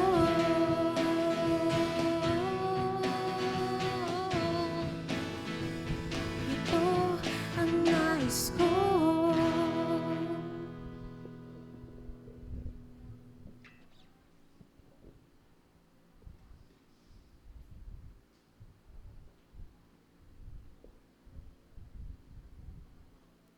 Hello. Ngayon po ay dadako tayo sa pagbati sa mga magdaraos ng mga kaarawan. April 30, Sister Linda Bilog, happy birthday. May 4, Brother Jimmy De La Rosa.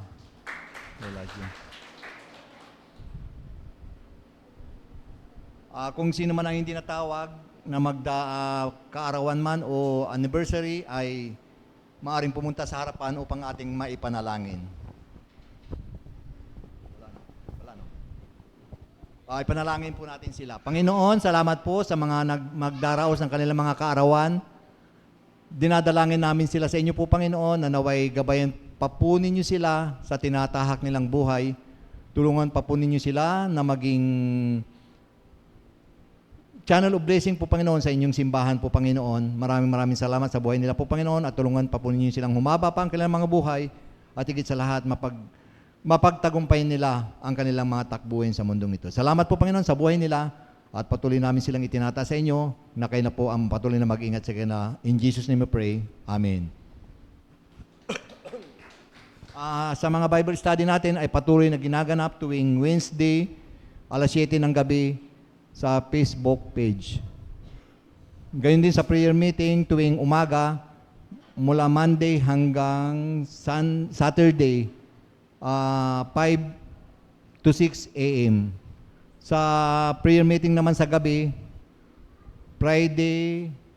Monday, Friday, Saturday, ng 7 to 8. At ang mga dalangin, mga prayer request nyo, pwede nyo ipadala kay Sister Amy Melendez na ating prayer ministry.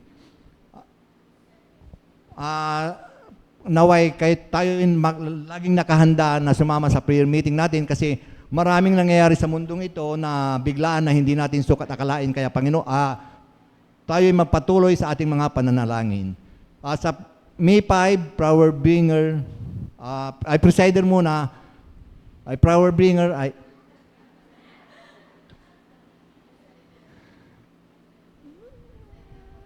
sa May 5, Element Bearer, Sister Juliet Bautista, Sister Jean Cariaga, Sister Amy Melendez, Sister Lisel Dumagit, Sister Hannah Bautista, Sister Ashley Cariaga, Sister Jenny Rose Berdin, at Sister Sam Dumagit. Ang men's fellowship natin at women's fellowship ay wala muna sa May 2nd Sunday kasi ang meeting ng Board of Elders at Ministry Head ay gaganapin sa 2nd Sunday. Dahil sa first Sunday, si Pastor ay pupunta sa ibang bansa. Kaya magkakaroon ng pagbabago. Ang Youth Fellowship ay matutuloy sa 3rd Sunday. Ngayon po ay dadako si Pastor Melvin sa huling panalangin. At ang iba pang mga announcement.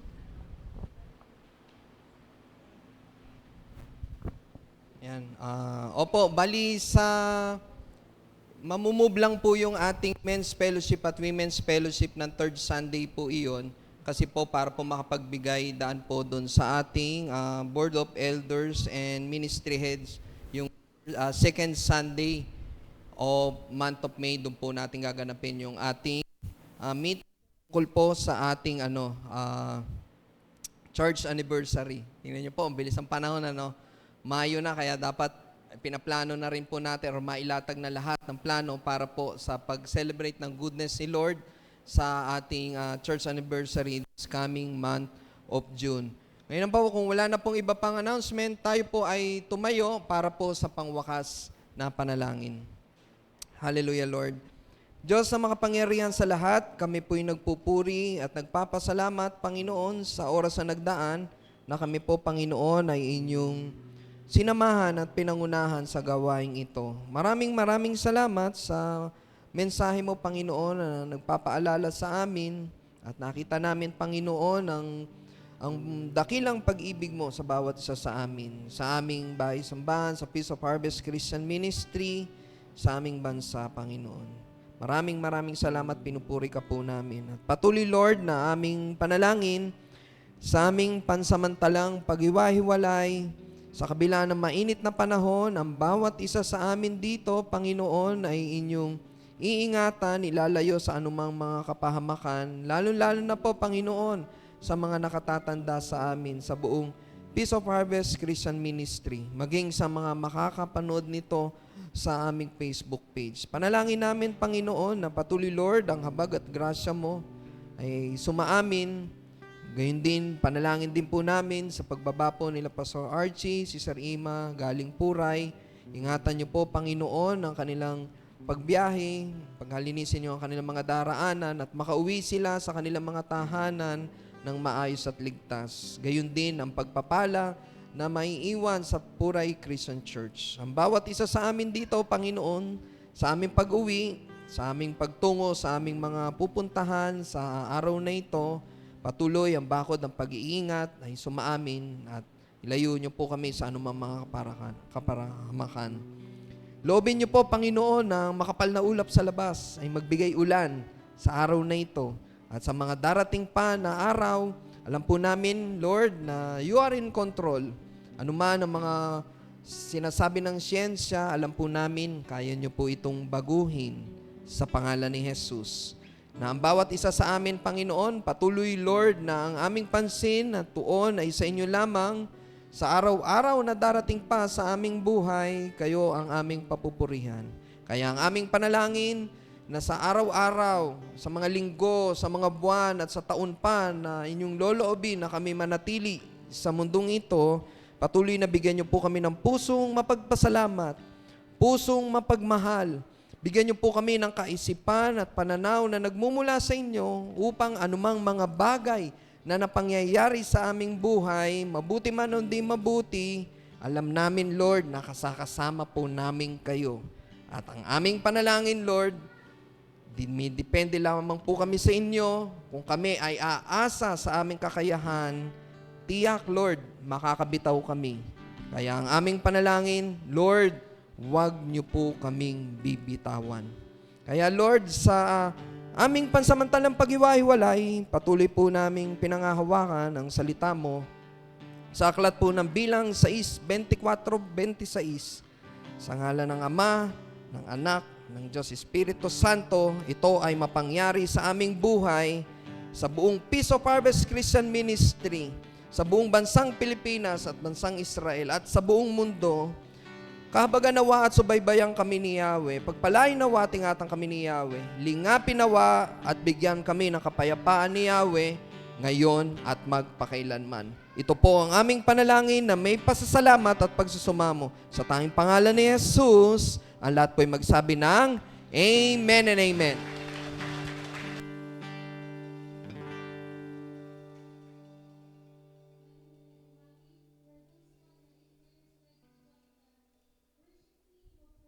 Lumapit lang po kayo sa akin or anyone from us sa mga gustong kumanta or maging part of the tech team or even tumugtog. Welcome na welcome po kayo sa amin. Sige po, tayo po lahat ay umawit at magbigay ng papuri sa ating Diyos.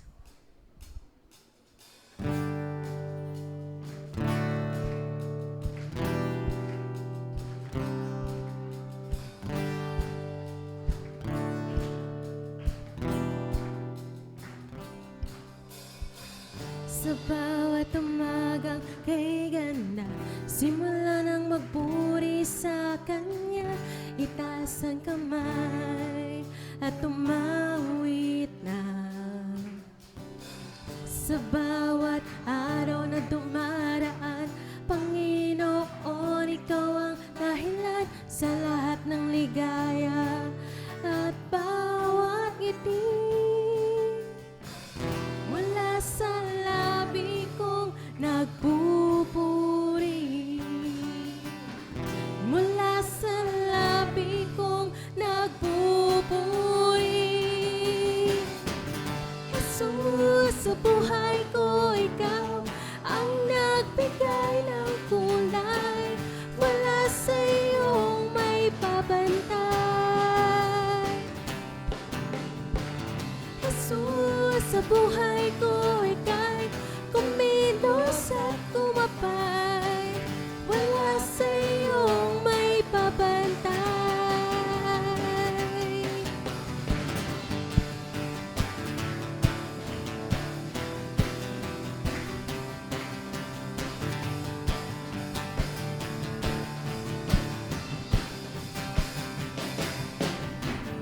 Salamat, salamat sa iyong ginawa. Salamat sa iyong ginawa. Salamat, salamat sa iyong ginawa. Salamat sa iyong ginawa. Salamat, salamat sa iyong ginawa. Salamat sa iyong ginawa. Magandang umaga po sa ating lahat. See you next Sunday. Sa iyong ginawa. Salamat sa iyong ginawa. Mula sa labi kong nagpupuri, mula sa labi kong nagpupuri. Sa buhay ko, Ikaw ang nagbigay ng kulay. Wala sa iyong may papantay. Jesus, sa buhay ko, Ika'y kumilos at kumapay.